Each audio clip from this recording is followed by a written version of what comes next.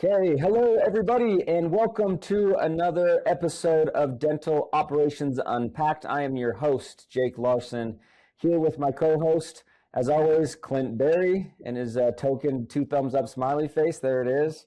And we have some amazing new friends with us today. We are really excited about this episode. We've never had double guests like this, and we're grateful to have both of their perspectives on this topic. We have with us Dr. Jason Gladwell, CEO of Gladwell Orthodontics. We're going to give him a second to introduce himself because he has a lot to his background here just momentarily.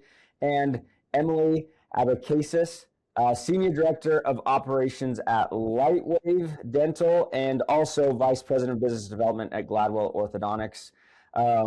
We're super grateful for both of you for taking some time with us. This is going to be a great conversation. Thanks for joining us. We're going to talk about a topic that I have built a career around as well in sales, but how it can oftentimes have a negative connotation inside of dentistry. The topic today is that dentistry needs to get over its sales complex. And for those of you listening, I'm doing air quotes there, right?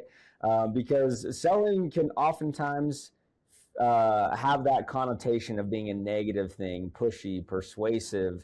But really at the core of any successful business is a very successful, well-trained sales function that can scale and grow with the organization. So we're really excited to have Dr. Gladwell and Emily and their expertise in scaling Gladwell Orthodontics and helping grow Lightwave, and how having the proper context when it comes to what is selling inside of dentistry has helped them accomplish that.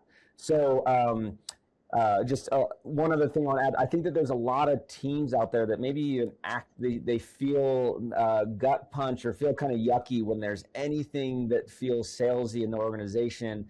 And I don't necessarily think it is the idea that of the significance of sales that's the problem. I think it's the context around it. So anyway, enough said on kind of introducing the topic. What I want to start with is from Emily, from Dr. Gladwell. Why is it inside of dentistry that sales feels so uncomfortable in that clinical environment? What is it about it that word or that that uncomfortable feeling, where does that come from inside of clinical environments? I think it starts back with all the way to, healthcare education, right? So this is not just a problem in dentistry, orthodontics, endodontics, periodontics, like any of the dontics. Like this is a major healthcare problem everywhere, right? And it goes back to, when we're all going through dental school, kind of residencies, whatever it is, whether you're in med school, anything like that, you're never taught any business classes. You're never taught anything about, kind of sales or running a business. And at the end of the day, whether we like to admit it or not, dentistry is a small business, right? And you have to, at some level, and hopefully after this, maybe a lot of people will kind of reevaluate that level and treat it differently, but you got to treat it like a small business. So when we're going through the education and you've got, your faculty and your classes and everything is kind of amazingly patient-centric and focused, and it is almost ingrained in you from that standpoint that profit is bad, right? We never talk about that because, profit is associated with taking advantage of a patient when you're in residency and when you're in education. And I think all of us know that it couldn't be further from the truth. If you really want to break it down, the only way that you can actually provide good quality of care for your patients is if your doors remain open, if you have the ability to hire, the team that they deserve to, kind of treat your patients, and that's where running your practice as a small business comes in. But I think it goes all the way back to, kind of the rudimentary education that we have in dental school, in residency, in med school, anything like that. And, they almost go so far the opposite way where, they kind of demonize anything that's associated with business, and with business comes sales. So I think that's where it really starts. And I think too, from a team perspective, most of them are clinically trained or just wanted to get into dentistry from a clinical standpoint. So sales makes them uncomfortable. They view it as any salesperson that they've interacted with is typically car salesman, or when they go into like a retail store, and they just feel like it's someone hounding them. So I think it's just a misunderstanding of what sales really is. And that at the end of the day, we're actually all selling something at any point in time, whether it's a product, a service, or ourselves. But I think it's just moving past the clinical, okay, yes, clinically, that's what I'm here to do. But in order to provide the best clinical care to a patient, I have to sell them on why it's a good idea for them in the first place. And as long as you really believe in what you're selling, which is what we tell every practice, is don't ever recommend treatment that you wouldn't recommend for your own family member, then there should never be any concern or like hesitation to sell that to a patient. Yeah. Ooh, I like that as the litmus test. It really Anything is. that you wouldn't sell to your own family member. I seems say like it to a every good, office. safe way. Yeah, if you would do Yeah. it for a friend or a family member, do it for your patients and kind of pitch it strongly. If you wouldn't, then you probably shouldn't be recommending that treatment in the first place. Yeah. So Emily and I, we do a lot of consulting all over the country, do a lot of lectures all over the country. And one of the things that we talk about is if anyone watching this gets one thing out of this entire podcast that we do today, if you were just to replace the word sales with education, the problem goes away. Right. And that's how you have to think about it, because all you're doing is, of course, we want people to have, a patient-centric mindset, right? We want them to think about the patient first. And if you're educating the patient on what they need, it goes away from being sales and it goes right into education, right? And that's the easiest way to think about it, and easiest way to get teams on board with what we're doing and why we're doing it. Yeah, I think that in my experience, coaching salespeople and being in that space, there really is a mind shift, because as Emily mentioned, a lot of people hear the word sales and there's pictures from movies and stuff that they've seen, these dirty car salesmen, right? So they kind of have that in their mind that that's what sales is. And really the best salespeople are not that, right? Salespeople are consultative. They have the client or patient's best interest in mind. They take an educational perspective, right? And helping them see the real value of what they're getting. And I love that what you're pointing out there, Dr. Gladwell, that shift, that cultural or that mindset shift away from what is the stereotypical salesman to being a partner, a consultant, an educator to help people be informed so then they can make the best decision for themselves. Like I always tell our TCs, and that's not just for ortho, it applies to kind of all aspects of dentistry, wherever that position is. Most people don't have a high dental IQ. They're coming in and they're getting very confused by whatever the doctor is telling them. Like especially in orthodontics, they understand spacing and crowding, and that's pretty much it. The rest of the terms, they have no idea. And so when a doctor is explaining to them things to them very clinically, it's the TC's job to be that to bridge that gap, and to then kind of, for lack of a better word, dumb it down and make sure the patient really understands what the recommendation is, why it's important to them, why it's a good idea for them to move forward with treatment, but also the possible negatives of not moving forward with treatment. And that's how they sell it. It's just about developing a relationship and kind of being like that friend to them in the office that's saying, hey, I know that was overwhelming. I know this is a lot of information, but here's what you really need to know and why you should move forward with it. Yeah. And at the end of the day, what every office needs to understand is we're not out there with a rake bringing patients into the practice, right? Patients are coming in to see us because they trust us, they know us, they want to know what we're thinking. And again, that's where the education comes in, right? Making sure that they fully understand all of the treatment that we're recommending and the why, right? And then having the, kind of the confidence to be able to, kind of very concisely break that down for them, as Emily was talking about, and in words they can understand and with meaning that they'll grasp, in terms of bringing in, this is what I would do for my own family, really educating them on what treatment they need. Again, that's not sales, that's education, right? And that's what every doctor should be doing across the board, is education to the treatments that a patient needs in their own best interest, and everything else, kind of handles itself at that point. I want to ask the two of you kind of follow-up question to that. So we've talked about this mindset shift and the importance of it, but I'm curious, when you look at like real life examples that you've seen, offices that you've been in, consulted with, that haven't shifted their minds towards sales being okay, and that education and consultative approach, what is the impact that it has when a practice doesn't see sales through the right lens? Success. It's so nice. From like what we've seen, and a lot of it too, is those practices that have that mindset also don't track their conversion rate. So they actually have no idea how well or poorly their practice is doing. So one of the big shifts that we make initially is explaining that you have to hold your team accountable and you have to track metrics. And if you don't, then there's really no way to have an accurate health check of where your practice is at.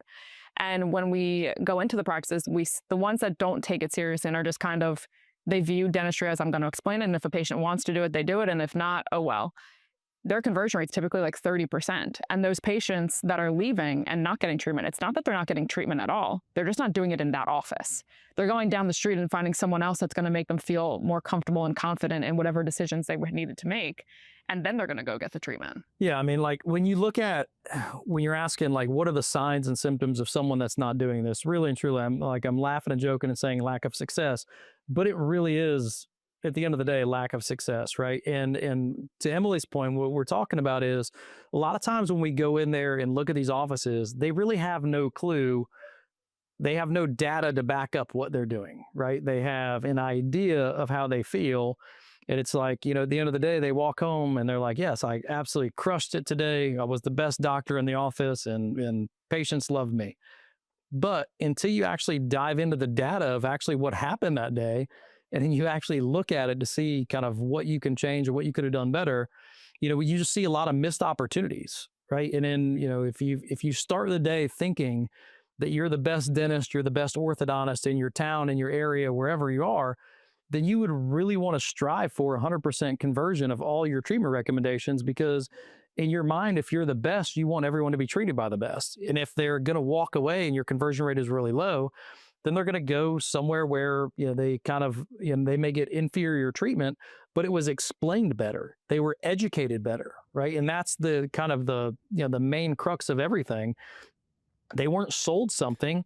They just left feeling like they had no questions, right? All of their questions were answered. They were explained it properly. They understood why they needed the treatment, and they felt comfortable moving forward with it, right? So that's kind of how we see it a lot of times is, people that don't understand this, kind of major principle, they really just don't optimize their practice, and then they're never as successful as they could be, and their patients aren't getting the quality of care they could be if they maybe picked up a different technique here or there. I think one of the most shocking things that we see is these practices that think that they're successful because they're making $2, $3, $4 million a year, and they're really happy about that, and they think everything's going super well. Then when we explain to them, okay, but what's walking out of your door? What could you really be making? And they realize they could be a $6 to $9 million a year office. And the reason they're not is because of the way they're explaining treatment to patients. So we track every single month, and we recommend it to all of our offices. You need to track what walked in your door. So we call it possible production, anyone that received a payment option sheet, what was that total? And what did we actually produce? And when you're measuring those two numbers against each other, that's how you can really know, is my practice doing well? Am I educating patients properly? Am I explaining things to them the way that I should be? Because if not, the reality is it doesn't matter how much you're making if you have just the same amount walking out the door. Yeah, and we're talking about this because the four of us understand when you talk about production and what could you be making, things like that. This is one of the areas where a lot of offices get kind of derailed. They hear, what could you be making? And they see that as a bad thing, right? So when we're in an office and we're explaining it to them, we have to break it down even a step further and say, look, it's not, what you could be making, what you're taking home. That's not the important part.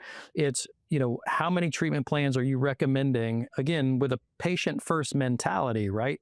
What treatment are you putting out there and what is being accepted? And if that is, if you're putting out 100% and you're getting back, 60%, then 40% of the people, if you're really a good doctor, like you claim to be, and you're really doing the best for your patients, well, then when you look at it that way, then 40% of the patients, if your conversion rate is 60%, 40% of those patients are not getting the care that they deserve to have, right? And so, kind of is on this kind of podcast, when we're talking about it, we can talk about production, we can talk about, kind of what you're making, things like that. But when we're in an office, we really have to make an attempt to make sure they really understand the difference between, kind of what they're making versus the patients that are walking out of the door that didn't get the treatment that we recommended or that we felt like they needed. And so I think that's something that Emily does really well is, when we're actually in those scenarios, making sure the entire team understands the difference between production and kind of how that correlates to patients not getting the treatment that they deserve to have. One of my favorite sayings when I was coaching sales teams was that the confused mind says no, right? They're not saying no because they don't need the treatment or don't believe in it or whatever. It's just that their mind is confused. And so the natural reaction is to just decline it. But I love what the two of you have said about taking the time to simplify the terminology, to just take the time to make sure that the patient really understands what they need and what they're getting. And when they understand, they're more likely to accept it. Things that we actually track inside of a new patient exam is, did the doctor make a clear and concise treatment recommendation, right? And you'd be surprised at kind of how many times in offices that we look at, that doesn't happen. You know, the doctor walks out and they think they absolutely crushed it, because we all do, because we're kind of arrogant that way. And we think that we went through everything, right? We think we just absolutely crushed it with a patient. But when a TC actually tracks whether that was a clear and concise and, you know, kind of direct treatment recommendation made, that corresponds, you know, very positively with the overall conversion rate. And we've looked at doctors, whether it's our own doctors or doctors that, you know, kind of we're in consulting with. If they don't make that clear, concise treatment recommendation, the conversion rate goes down. And that, you know, proves exactly what you were just talking about, is you have to make sure they understand the treatment that you're recommending and the why. And as Emily will tell you, kind of, you know, a lot of times why, you know, what happens if you actually don't go forward with that treatment as well. So But how are you tracking that? Is it by just asking the patient when they're on their way out? No, the TC has to track it. So our TCs are trained to know like what to look for and what kind of quantifies a strong treatment recommendation, because it's not something you want to ask the patients, because then they're going to question why you're asking this question, and it's going to kind of derail their confidence in the practice. So that one's one of the metrics that we measure that's subjective. But the TCs are trained for it, and they're the kind of the other, like the witness in the room to hold people accountable and say, yes, this was made, or no, it wasn't. And that's why you got to have a really strong doctor-TC pair that has an open line of communication, a lot of trust and honesty between the two people. Because like, I know for a certain, you know, like if Emily and I are TCing together and I miss something, I trust her and know that she's paying attention during that appointment. And in a very polite and professional and reminding way, she's going to remind me that, oh, hey, you know, you've basically forgot this. Like, I'll walk into a consult all the time and I may know you for the last 10 years. And we may talk about dentistry 0% of the time. I've already talked to to Emily about the case, but we get talking about our kids, we get talking about the community, we get talking about whatever. And then I'll go to leave and Emily will have to remind me, okay, so Dr. Gladwell, you know, so it's really important they get started right now, or, you know, remind me of what it's just about asking questions that you already know the answer to. So, and I tell TCs this all the time, just because you're asking a question doesn't mean you're bad at your job, or doesn't mean you don't already know the answer. It's a reminder to the doctor to repeat it in front of the patient, because sometimes there's certain things that a patient just needs to hear from a doctor. I could say it 12 different times and until I'm blue in the face, but it doesn't carry the same weight that it carries from him.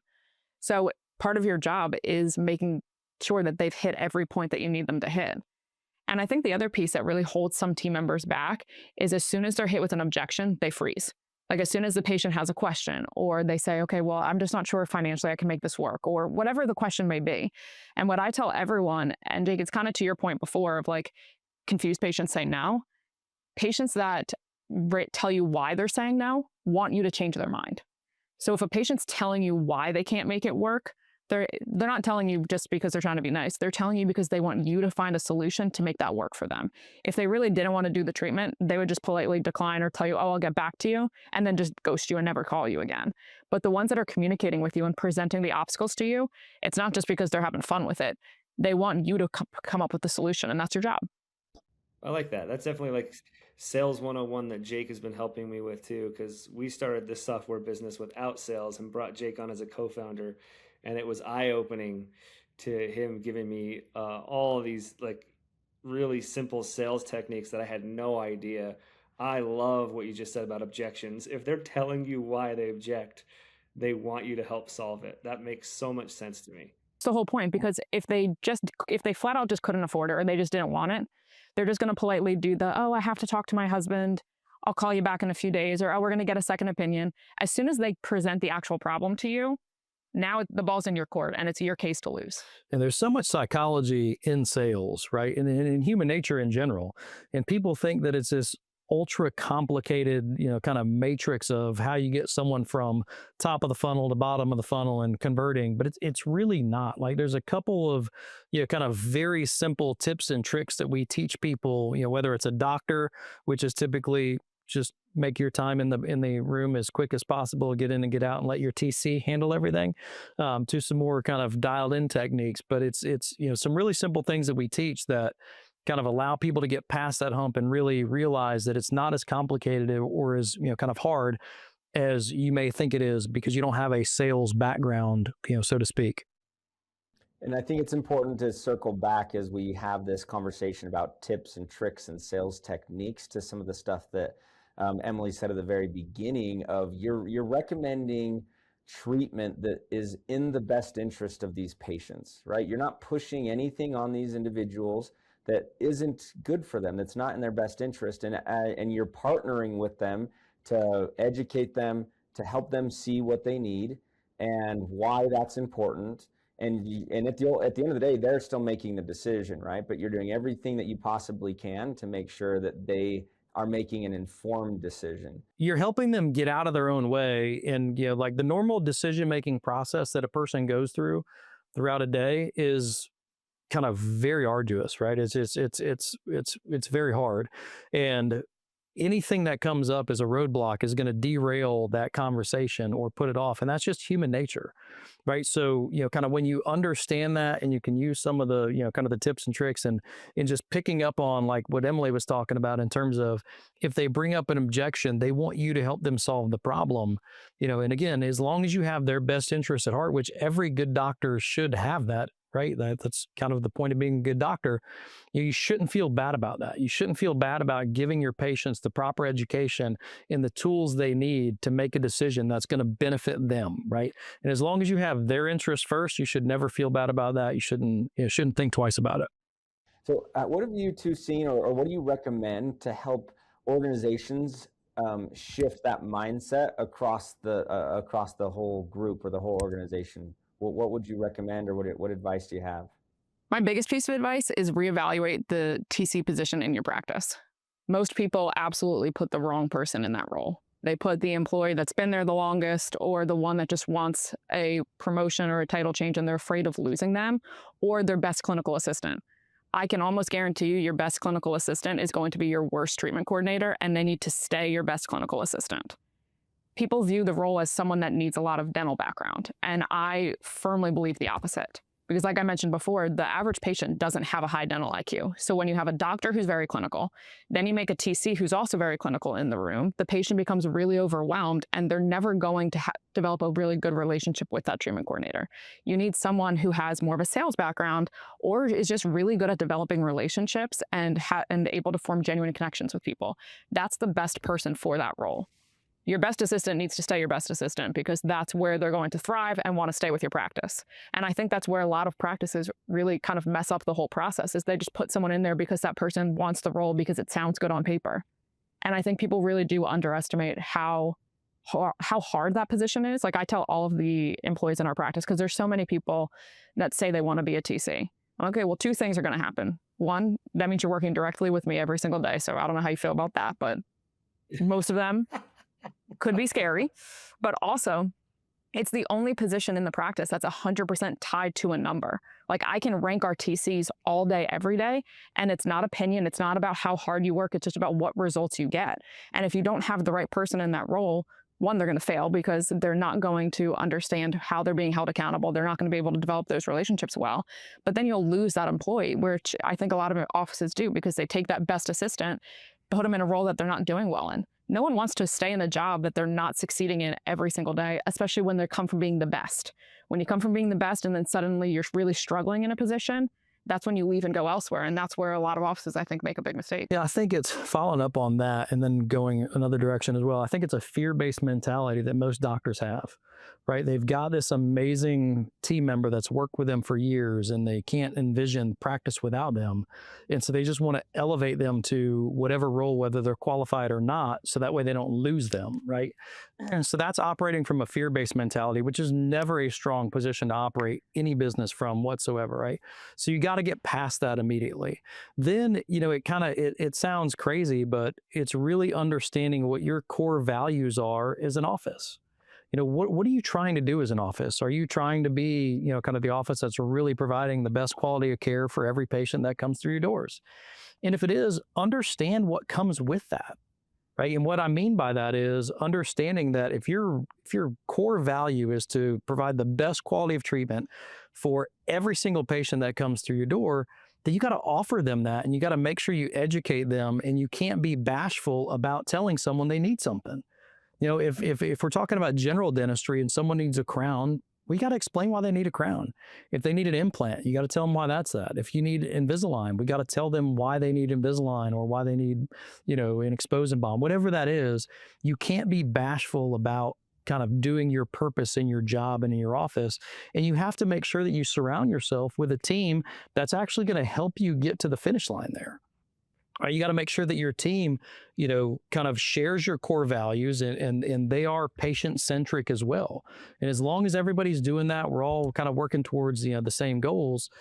Education for those patients becomes second nature, and it becomes just something really positive inside the practice, and then everyone helps. And it's basically like a flywheel inside the practice of conversion, which is, obviously something we all want. When I go to the dentist, I don't think my dentist even has a treatment coordinator. Is that possible? That is possible. It's highly likely. And then they throw like a random person in the room, and all hell breaks loose after that. Because then they don't know what they're doing. You don't know what they're doing. Last time I went, he did present a treatment plan to me, but he did it himself. Yeah. He talked money with you? Yeah, that's a big no-no for us. Like yeah. No doctor should ever talk about money. He started talking about money. Yeah.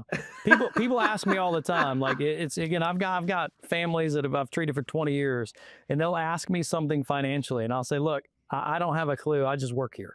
Like, you got to talk to my team. That's literally his response. Like, he's like he's trained. That's what he has to say. I'll just roll out. I'll walk away. Like, I'm not talking about financials, because there's nothing good that can happen when a doctor specifically talks about financials with a patient. Right?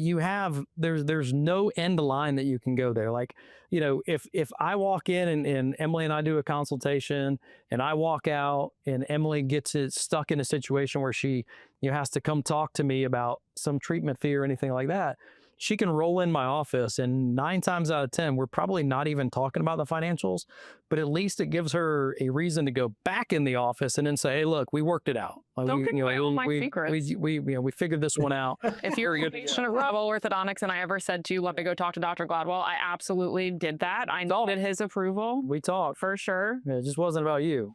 So, which is okay. I don't know, half the time I'm like taking a lap, getting my steps in. What we're sharing, right? There's a process that's trained with this, right? Like, if you're going to have this as a part of your culture and something that really lifts, a lot of our listeners are operators, right? So they work in a lot of locations.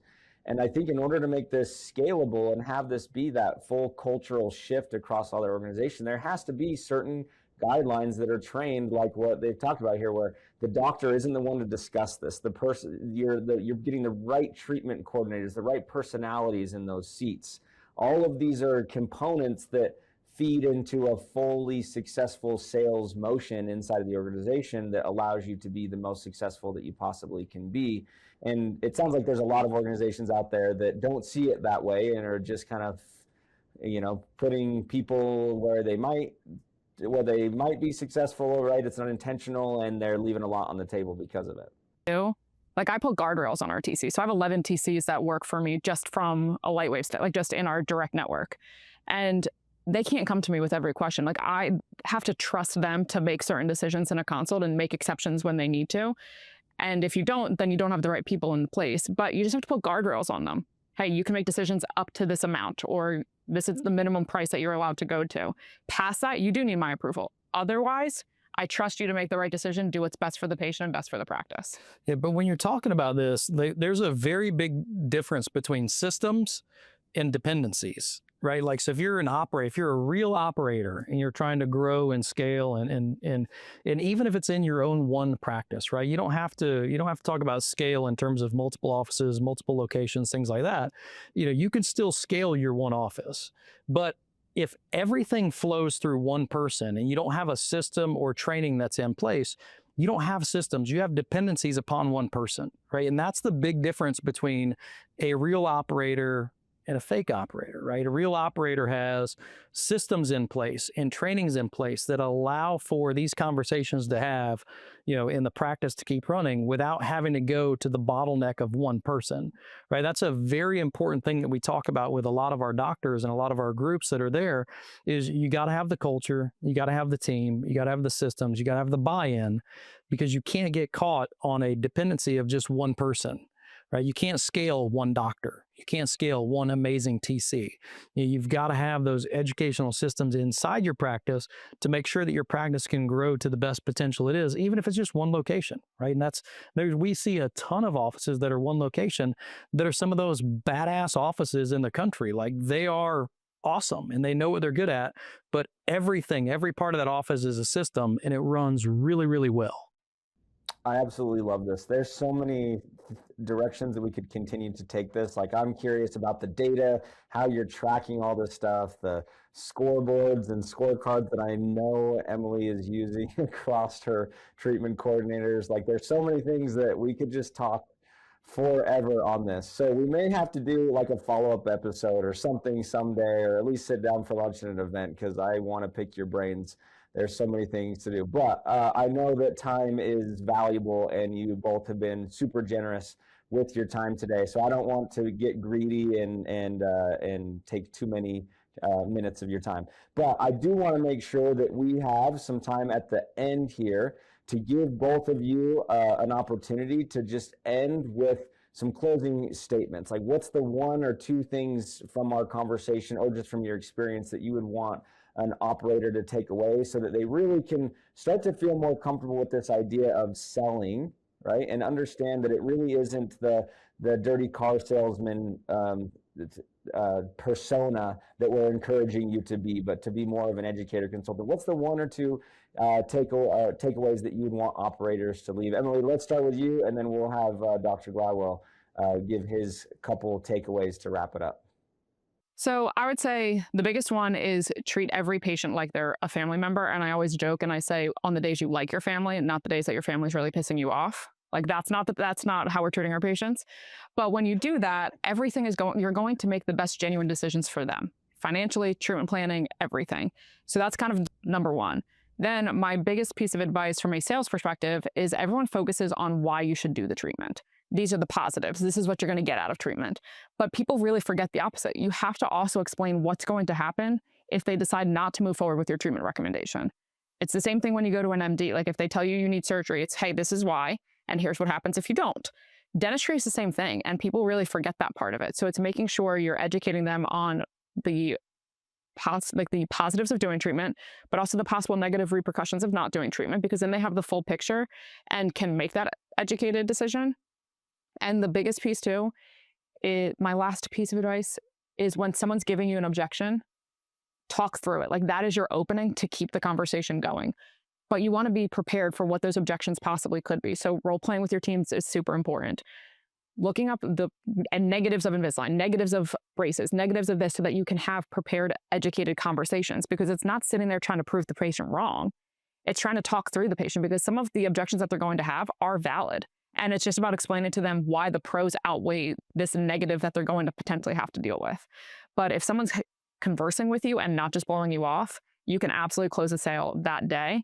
And that's what you want to do. You want to close the patient while they're in your office, because as soon as they leave, 5 other offices in the area are going to go after them. Emily, I could listen to your sales teaching or coaching all day. It resonates. Fortunately so for you, it is available for purchase. Yes, Gladwell Practice Solutions. You can do that all day, every day. I There's did not hundreds know of that hours. They did consulting, but I am telling you all right now, if you are looking to improve your case acceptance rates, give Emily and Dr. Gladwell a call, because I can tell you from coaching hundreds of salespeople, they know their stuff. So great. This is Jake's favorite podcast right now. This is great. Emily's crushing it. Okay, Dr. Gladwell, give us a couple last things. Tell me more. Yeah. No, so I think, again, following up on what Emily said, from the doctor's perspective, right? Number one, patients come first. And I tell every doctor this that we ever meet. And I think this is kind of one of the things that, I did the best in my career. if you keep the patient first in mind, everything else will take care of itself, right? Like that is the number one thing that you do. You know, always have the patient number one in mind, everything else will work itself out. And then understand that you have to continuously learn, right? A lot of the issues that we have in dentistry are not your fault. You were never educated. No one ever gave you the tools to do this part of the job the right way. That's literally why we started Gladwell Practice Solutions and GPS. It's basically kind of the master class for dentistry in terms of the business side of it, not the clinical side, right? It's walking, doctors and their teams through how to navigate these waters and how to have these conversations, kind of what tools that you can use inside your practice to really make a difference immediately. And, when you have these doctors and they get kind of down on themselves because they had a bad day, well, it would be like someone that had never played golf before, walking out trying to pick up a club and wondering why they can't shoot par. Well, no shit, you've never had a lesson, right? How could you expect, unless you're like the most freakish athlete in the world, how could you expect yourself to do so well right out of the gates without any teachings? And, I think that a lot of us doctors, kind of have this arrogance where we don't feel like we need help. You don't want to reach out to someone. You don't really look into a mentor, or, a CE group or anything like that. And there's a lot of kind of isolation in dentistry. And if you really want to be kind of the best in your area, the best in your group, you can't do that. You have to continuously learn. You have to reach out to people that have been there and kind of done that and kind of give you some education. But you really kind of have to lean into kind of understanding that you were never trained that way. You have a lot to learn, and you can really treat your patients a lot better by just picking up, kind of some simple education along the way and really transform your entire practice and your entire team, giving them more opportunities. Dr. Gladwell, what if I play golf all the time and I still stink at golf? Then you should play with Dr. Then Gladwell. you are me. And we will drink a lot of beer and we'll have a lot of fun and I'll tell you a lot of jokes. It'll still be a great use of 4.5, maybe 5 hours, depending on the day. But yeah, so. He's that guy that believes the more he drinks on the course, the better he'll get. And I'm like, no, you just forgot how many times you swung. Yeah, my groups would tell you that that's all true. Yeah, it's all definitely true. So it's education is really important, especially in an area where so many dentists are very kind of poorly educated and they don't even think about it, right? So we got to change that mindset. They need the help, they need the understanding, and it's not just them; it's a team sport, right? The entire team has to understand that. That's culture, that's buy-in, that's systems, that's education.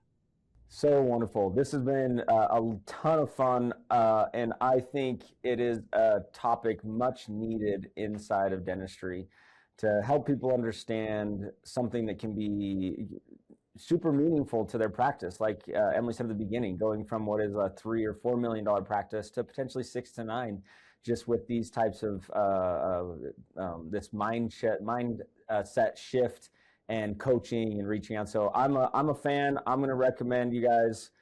You sold me. I honestly didn't even know that you had that consulting part of what you did. So this is awesome. So anyway, thank you both for joining us today. This has been great. We really appreciate everybody joining us today, listening in. Real quick, Emily, Dr. Gladwell, before we leave, how could people get a hold of you if they want to learn more? What would be the best way for them to reach out and connect with you? Yeah, so you can. What we'll do is we'll send you kind of a link to our website, GladwellPracticeSolutions.com. It's the best option. Easiest way. Or you can hit us at Gladwell at GoMediaNC.com or Emily at GoMediaNC.com. Amazing, awesome. Well, thank you both for joining us. Thank you everybody for listening. And we will catch you all next time on another episode of Dental Operations Unpacked.